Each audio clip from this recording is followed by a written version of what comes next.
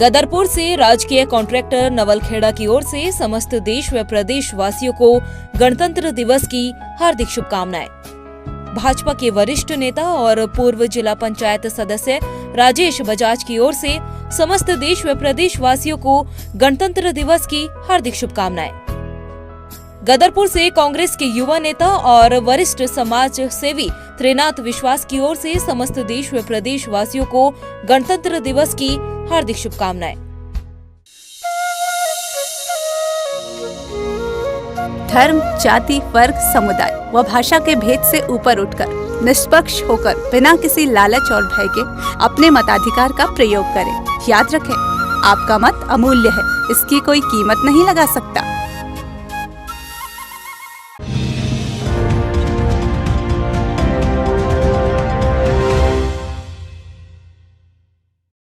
नमस्कार, गणतंत्र दिवस की आप सभी को हार्दिक शुभकामनाएं। आप देख रहे देवभूमि समाचार और मैं हूं आपके साथ प्रियंका मलिक। खबरों पर बढ़ने से पहले एक नजर हेडलाइंस पर। 73वें गणतंत्र दिवस पर राजभवन में राज्यपाल गुरमीत सिंह ने फहराया झंडा, प्रदेशवासियों को दी शुभकामनाएं, स्वतंत्र सेनानी और संविधान निर्माता को किया नमन। गणतंत्र दिवस पर देहरादून परेड ग्राउंड में राज्यपाल गुरमीत सिंह ने दी तिरंगे को सलामी। परेड में कई सांस्कृतिक कार्यक्रमों की दिखी झलक। प्रदेश भर में धूमधाम से मनाया जा रहा 73वां गणतंत्र दिवस। सीएम धामी ने खटीमा में फहराया तिरंगा, प्रदेशवासियों को दी शुभकामनाएं। और उत्कृष्ट कार्य करने वाले पुलिस कर्मियों का सम्मान, एडीजी अभिनव कुमार सहित 6 पुलिस कर्मी राष्ट्रपति पुलिस पदक से सम्मानित। हेडलाइंस के बाद बुलेटिन में खबरें विस्तार से। देश के साथ ही प्रदेश भर में भी 73वां गणतंत्र दिवस धूमधाम से मनाया जा रहा है। राजभवन में राज्यपाल लेफ्टिनेंट गुरमीत सिंह ने तिरंगा फहराया। इस मौके पर राज्यपाल गुरमीत सिंह ने प्रदेशवासियों को गणतंत्र दिवस की शुभकामनाएं दी। इसके साथ ही उन्होंने हर भारतीय से भारत को विकास, समृद्धि और खुशहाली के लिए उसकी तरफ ले जाने के लिए प्रतिज्ञा लेने की भी बात कही है।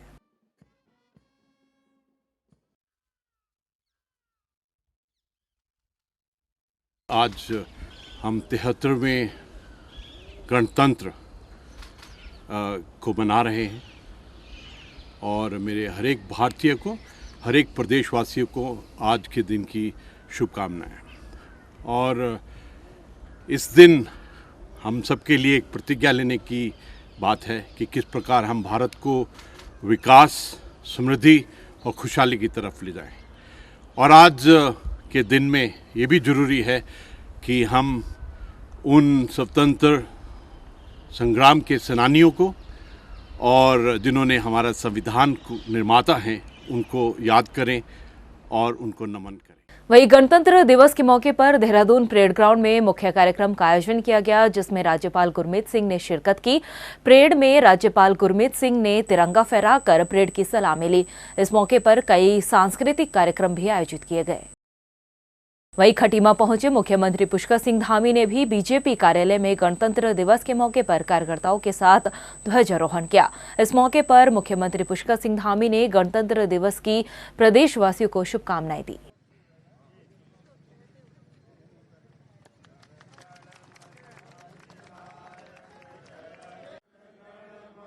पर्व है और गणतंत्र दिवस के बीच में इस समय हमारे लोकतंत्र का भी महापर्व चल रहा है। मैं सभी को, प्रदेशवासियों को इस गणतंत्र दिवस की बहुत शुभकामनाएं और बहुत बधाई। वहीं देहरादून स्थित कांग्रेस प्रदेश कार्यालय में भी गणतंत्र दिवस के मौके पर ध्वजारोहण किया गया। इस दौरान कांग्रेस भवन में सेवादल कार्यकर्ताओं ने राष्ट्रीय गान गाया और प्रदेश अध्यक्ष गणेश गोदियाल ने वंदे मातरम गीत के बाद तिरंगा फहराया और प्रदेशवासियों को 26 जनवरी की शुभकामनाएं दी। गणेश गोदियाल ने कहा कि ये पल देश के साथ ही प्रदेश के लिए भी बेहद गौरवशाली पल है। मैं आज कांग्रेस मुख्यालय से 73वें गणतंत्र दिवस के उपलक्ष्य में पूरे प्रदेशवासियों को हार्दिक शुभकामनाएं और बधाई प्रेषित करता हूं। मैं उम्मीद करता हूं कि हम सब उत्तराखंडी मिलकर एक अग्रणी राज्य स्थापित करने के लिए, एक अग्रणी राज्य बनाने के लिए, इस प्रदेश को एक अग्रिम कतार में खड़ा करने के लिए सब लोग मिलजुल कर प्रयास करेंगे और राज्य को आगे बढ़ाएंगे। वही उत्कृष्ट कार्य करने वाले कई अधिकारियों को गणतंत्र दिवस के मौके पर सम्मानित किया गया। एडीजी अभिनव कुमार को विशिष्ट सेवा के लिए राष्ट्रपति पुलिस पदक से नवाजा जाएगा। इनके अलावा 5 अधिकारियों और पुलिसकर्मियों को सराहनीय सेवा के लिए राष्ट्रपति पुलिस पदक के लिए चुना गया है, जिसमें चमोली से डीएसपी धन सिंह तोमर, पुलिस मुख्यालय में तैनात डीएसपी नंदन सिंह बिष्ट, पौड़ी के डीएसपी गणेश लाल, इंटेलिजेंस के इंस्पेक्टर महेश चंद चंदोला और सब इंस्पेक्टर विशेष श्रेणी चंपावत रमेश चंद भट्ट शामिल है। चढ़ती-कला टाइम टीवी के चेयरमैन सरदार श्री जगजीत सिंह दर्दी जी को पद्मश्री अवार्ड से सम्मानित किया गया है। हमेशा से जगजीत सिंह दर्दी साहब सामाजिक सरोकार के लिए प्रतिबद्ध रहे हैं। उनको पद्मश्री अवार्ड मिलने के लिए टाइम टीवी ग्रुप की तरफ से हार्दिक शुभकामनाएं और बधाई।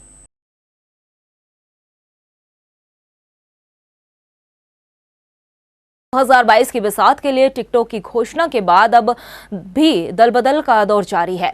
इसी कड़ी में पूर्व मुख्यमंत्री जनरल भुवन चंद खंडूरी के बेटे मनीष खंडूरी ने मंगलौर पहुंचकर बीजेपी के कई सदस्यों को कांग्रेस में शामिल कराया है और बताया जा रहा है कि इन सदस्यों के कांग्रेस में शामिल होने से मंगलौर विधानसभा के प्रत्याशी काजी निजामुद्दीन को इसका सियासी फायदा भी मिल सकता है माने जाते हैं। पर इससे पहले ये हमारे खंडूरी परिवार के एक सदस्य भी हैं हमारे लिए, तो क्योंकि मेरे पिताजी के साथी रहे हैं और बहुत समय से, बहुत लंबे समय से साथी रहे हैं।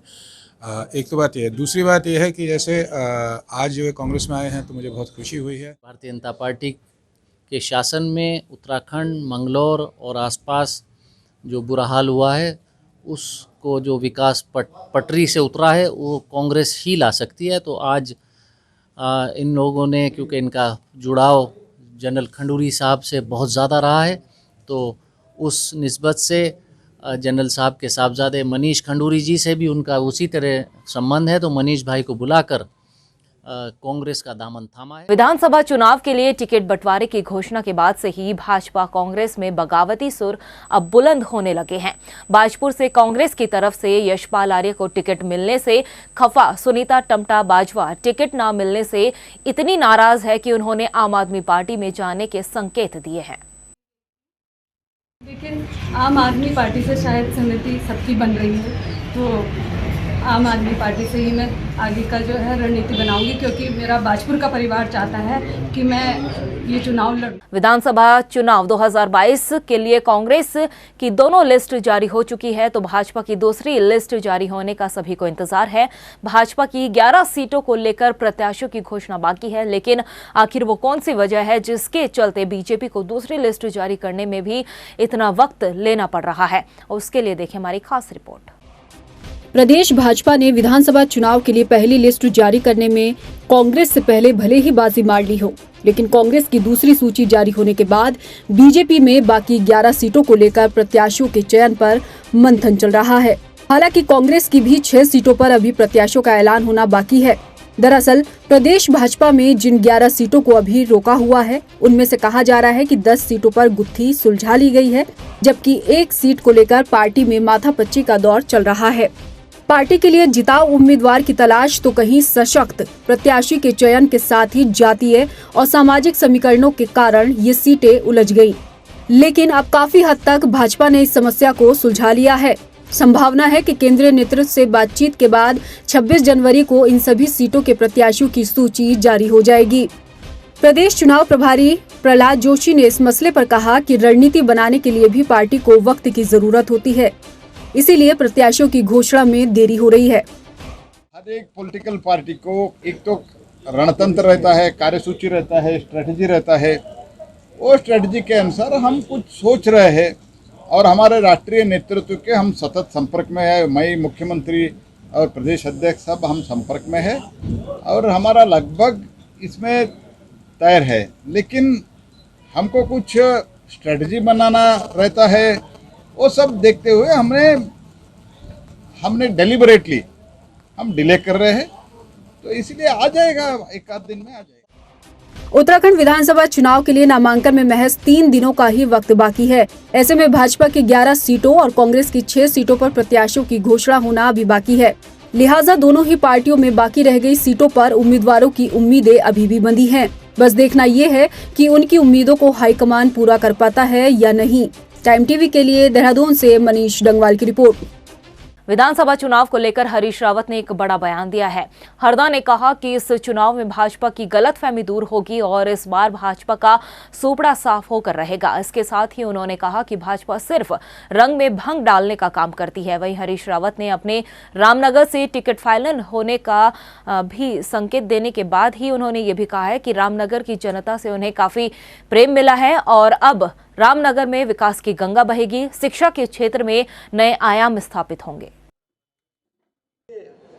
रामनगर एक मेरा गुरु स्थल भी है। जब गांव से निकल करके आया तो मैंने रामनगर में ही अध्ययन भी किया और राजनीति का आवा कौखो सब सीखा।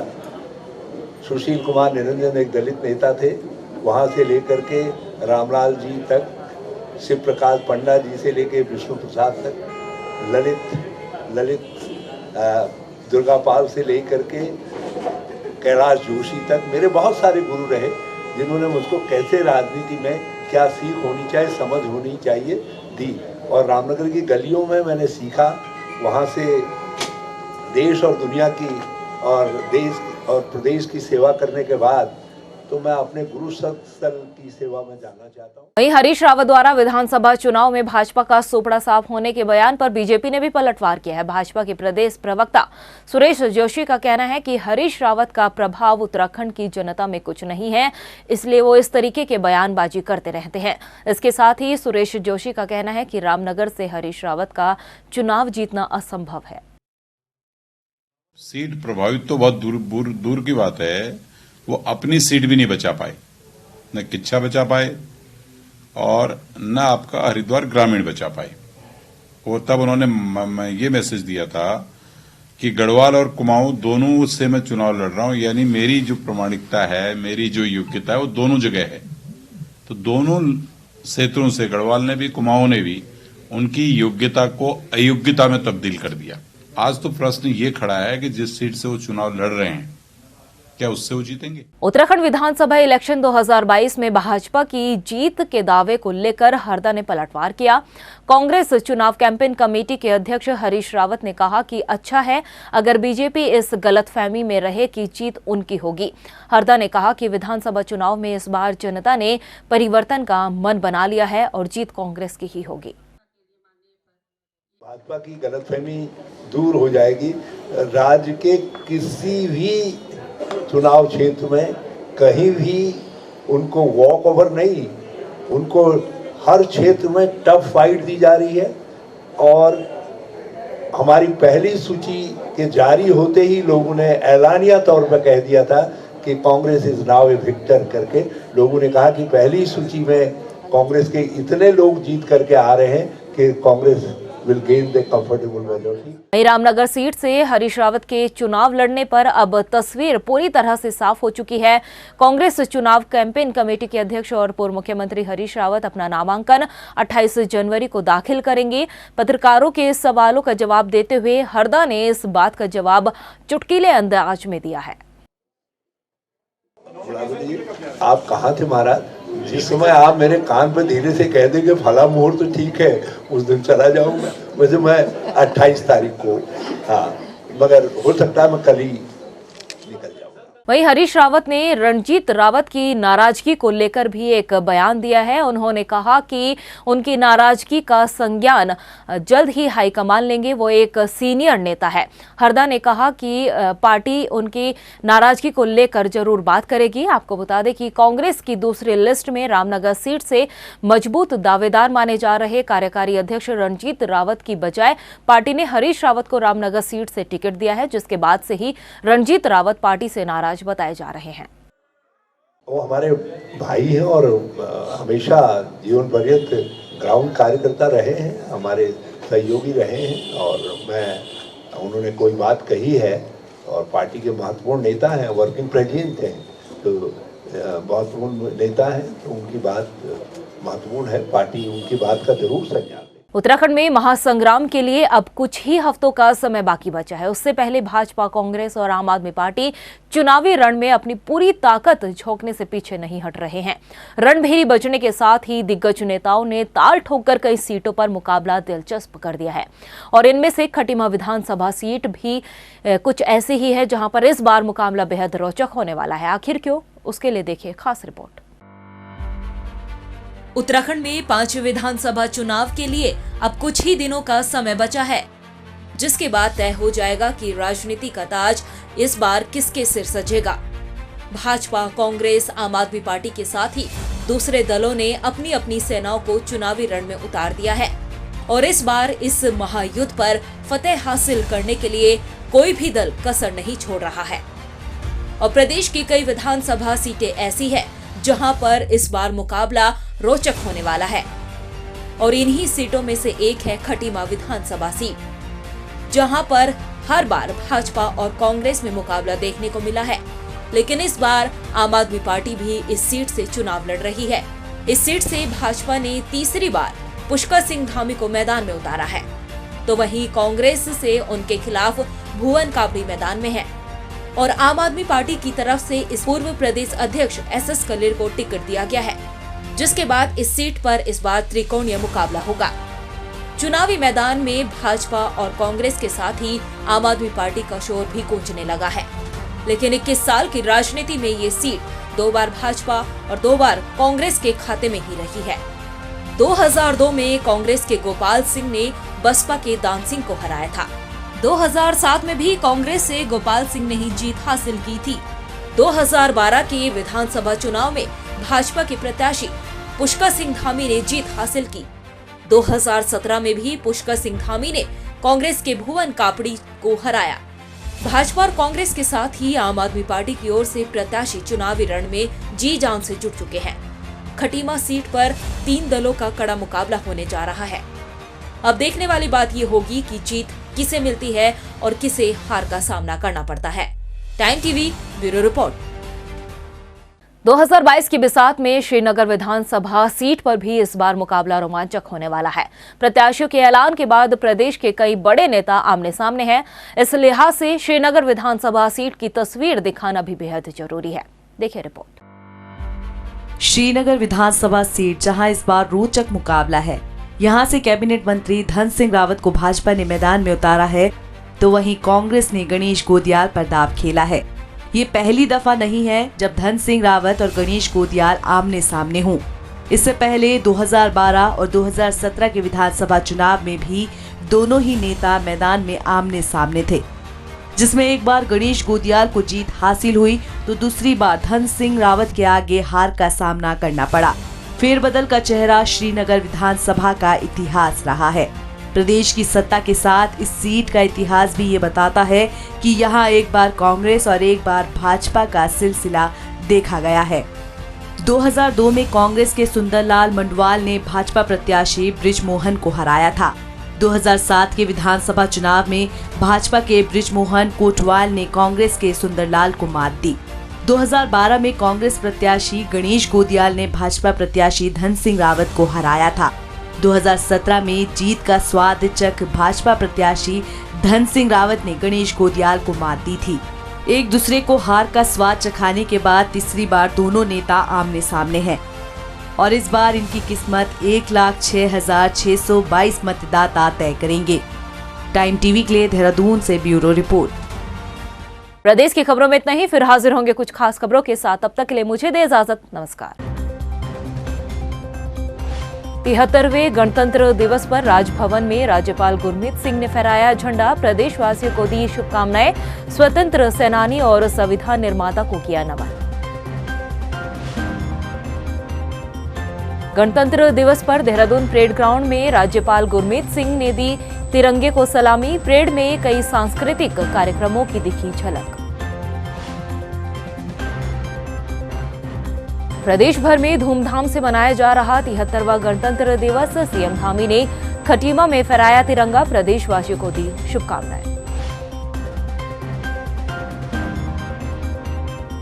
और उत्कृष्ट कार्य करने वाले पुलिस कर्मियों का सम्मान एडीजी अभिनव कुमार सहित 6 पुलिस कर्मी राष्ट्रपति पुलिस पदक से सम्मानित।